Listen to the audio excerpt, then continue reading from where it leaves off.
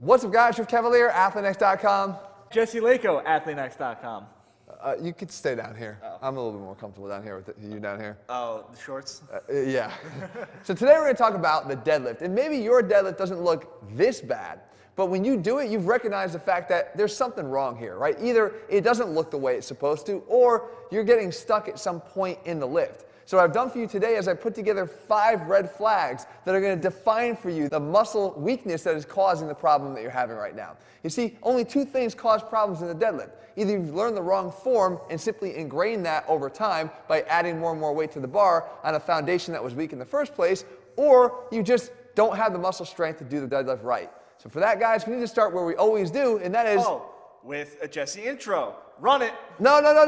In a world where people pick things up and put them down, there's one man who picks things up and puts them down better than the rest. And still has an 8-pack. Listen, 2 things. Number 1, you're insufferable. Thank you. And number 2, I got to give you props. That was actually a really good lift. Thank you. I appreciate it. I owe a lot to your coaching. So. Well, thank you. And can we get back to the video now? I guess. So we have to start with, guys, the ability to actually hold on to the bar, and that means, what is your grip strength like? A good grip is imperative to having a good deadlift, because if you don't have a good control of the bar, well, things like that are going to happen. So we need to fix that. In order to strengthen our grip, there's a few exercises that I really rely on the most. The first is the weighted pull-up. And not only is this a great back strengthening exercise, but it does require that you have grip strength to be able to hold onto that bar when you have additional weight strapped around your waist. But if you don't have, let's say, the back strength to perform the exercise, but still want to see the benefits of the extra added grip strength, you can simply do a weighted hang. Here you're not having to pull up, but you do have to have good shoulder stability, which is another benefit that's going to carry over into the deadlift. The last exercise you could do is certainly the carry, which is one of my favorite exercises for a lot of different purposes, but you can easily mix it into either the strength training portion of your workout or into the conditioning aspect of any workout program you're on. So let's say the grip is good, but now you struggle because you can't break these plates off the ground. And to do that, you're going to want to have strong quads. That's right, when you do the deadlift, pulling from the ground really means you need to have strong quads to get it off the ground, to break the bar off the ground. I talk about it all the time. The deadlift is a leg exercise to start, at least to the level of the knee. Think of it as a standing leg press.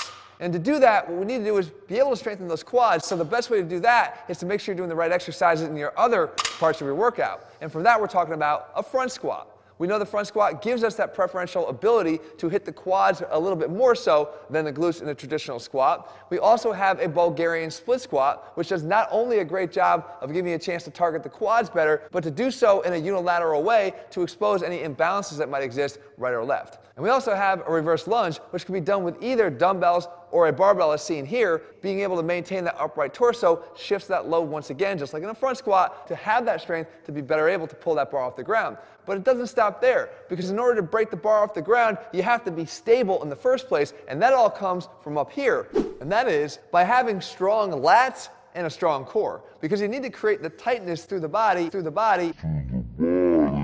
to be able to perform the lift efficiently. So the first thing is, these lats over here, can you pin your arms down into your side? Well, I have an exercise for that, the straight arm push down. And the best way to do this is either as a traditional straight arm push down, where you're really trying to get your elbows tight to your sides and down as far as you can, or you can mimic more the requirements of the deadlift and perform it isometrically like this, which becomes more challenging as you stand up. That bar wants to drift away, and you have to have that isometric strength in place. But whatever you do, make sure you're doing some version of the straight arm push down. The second thing is the abs, the core, and that also needs to be tight. And what we do there is some version of a carry, preferentially a unilateral carry. When you hold that one heavy dumbbell on your side, you're challenging your pillar strength and your torso to be able to maintain an upright posture. And though you're doing a bilateral balanced movement here in the deadlift, you still want to have the ability to keep a rigid, tight torso throughout the entire lift. If you want, you can do it overhead variation as well. With the arms up overhead, you're introducing a bigger challenge because of the moment arm increase. Either way, incorporating them is going to help you to build more of that strength that's necessary for your core to help and assist you to maintain the tightness to get that bar going off the ground in the first place.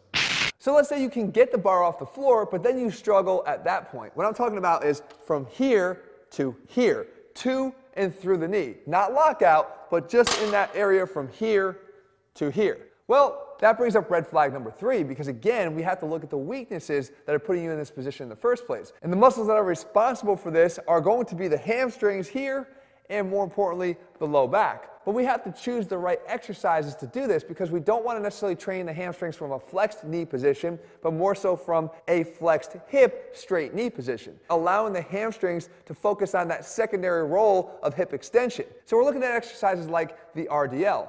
And not only does it share deadlift in its name with the deadlift itself, but also shares a lot of the same muscle responsibilities in terms of the hamstring activation. We could also take the deadlift again and perform it with lighter weights in a deficit deadlift fashion, increasing the range of motion of the exercise, which is going to increase the activation of the hamstrings in their participation in the movement. And of course, we have to dynamically work the low back here too, and my choice exercise is the weighted hyperextension. And what this is doing is allowing you to put a weight across your chest and allow the hamstrings to operate again out of this elongated state. We're focused on the hamstrings as hip extensors, because that is what their role is during the deadlift. And of course, the deadlift is a compound exercise, so it's not just 2 muscle groups, the hamstrings and low back contributing in this part of the lift. We have those stabilizers that have to be addressed too. And for that, once again, the lats and now the traps from lower to middle and upper. Stability is incredibly important, especially important in this part of the lift. To and through the knees is going to demand that you have good thoracic extension ability and strength. Think about it. You've seen people cave in through that thoracic spine because they're succumbing to the weight of the bar in this position. They don't have full glute participation here yet. That's going to kick in next. So they're succumbing to that extra weight and load. You have to strengthen this as much as you can. And that straight arm push down will do just that. But when it comes to the traps, we can work our way from top to bottom. The heavy shrug is a great exercise for building up the strength of your upper traps and for supporting that bar and the weight of that load as you start to lift it. The middle traps are going to respond best to something like a row done at a better position. In other words, don't allow your thoracic spine to round at all when you're doing a row. Make sure that even if you have to use slightly lighter weights, you're performing them with really good thoracic strength, meaning either neutral or slightly extended if possible. And of course, we can work those lower traps with something as simple as the face pull with the overhead element added at the end. All of these are going to provide more stability and rigidity here so that you don't succumb to the weight of that bar, because again, you'll see it even as people start to approach those really extreme ends of the 1 rep max. They just can't offload that because this area will never be stronger than the weight of that bar that you have there. But the better you can fortify yourself by strengthening it, the more efficient this lift will become, and you'll be performing correctly and properly through that to and through portion of the deadlift. And that brings us to red flag number 4, the inability to lock out the lift. And it's the most frustrating part of a deadlift because you've done all the hard work. You just got to get those hips all the way through. And this is the part that we're talking about from here to here. We're only talking about a matter of a couple inches. And again, it seems like all the hard work is done, but some people will really, really struggle here. And your problem is glute weakness and, once again, low back contributing to that final portion of the lift. But what can you do? Well, we got to make sure that we're working the glutes this way. If you can choose exercises that train the glutes in this anterior-posterior motion, you're going to have a better opportunity to nail this lockout. And the exercise I love here is the pull-through. And this is going to isolate that hinge element of the deadlift, allowing us to use the glutes as the main driver through that final stage of hip extension. And we can maintain those hinge mechanics, but make the exercise a lot more explosive with something like the swing. You're just going to want to make sure that you use heavy enough weight here so you're not making this a conditioning focused exercise, but one that's going to have better carryover to the deadlift itself through the heavier loads. If you want to go really heavy and really work on getting through that final portion of hip extension, then the barbell hip thrust is another great exercise to do. And again, don't shortchange your range of motion here just so you can look good on Instagram with a lot of plates on the end of the bar. You want to make sure that you're finishing fully through hip extension to get the best benefits. And we mentioned the weighted hyperextension before being a good way to recruit the hamstrings into the deadlift at that lower portion of the lift, but if we simply allow that to carry up an extra phase here to knee flexion and, most importantly, full glute extension, the glute ham raise now becomes an amazing way to train all these functions and to tie in all the functions with the low back. Well, that looks comfortable. Well, it certainly is.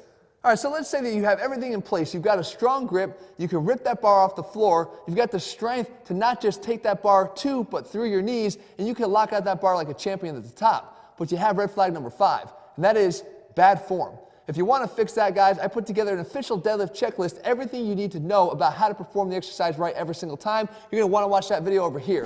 And of course, as always, guys, if you're looking for a step-by-step plan to build your best body while putting the science back in strength, you can find them all over at ATHLEAN-X.com. Make sure you click subscribe and turn on notifications so you never miss a new video when we put one out. See you soon.